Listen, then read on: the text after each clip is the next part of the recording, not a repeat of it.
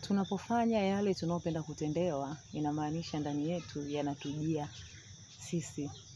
Yaani kwa mfano, unapenda ukiumwa, mtu aje kusalimia, akutie moyo. Ikatokea wewe ukamwona mgonjwa, ukaenda kwake, ukamtia moyo, ukamfariji, ukampa neno la Mungu, ukamwambia namna gani Mungu anampenda. Inamaanisha hiyo itakujilia wewe ndani yako pia, kwa sababu ni kitu ambacho unapenda kufanyiwa. Kwa hiyo utaona kama vile wewe ushafanyiwa, na unapomfanyia mwingine unaona kama umejazwa kwa namna moja ama nyingine.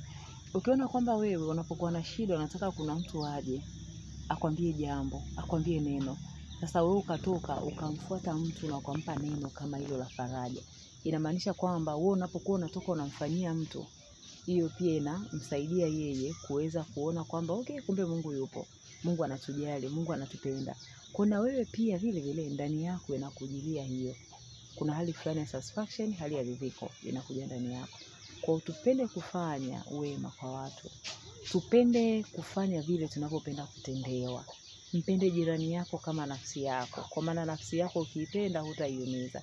Nafsi yako ukiipenda hutataka kuona inateseka. Kwa na sisi vile vile tuwapende nini?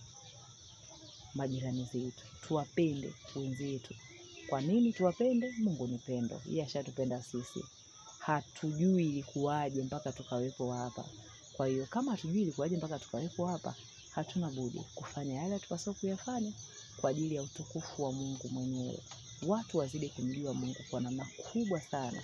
Hii ita make sense sana. Na dunia itakuwa ni sehemu ya maana, itakuwa ni sehemu ya amani sana. Barikiwa sana.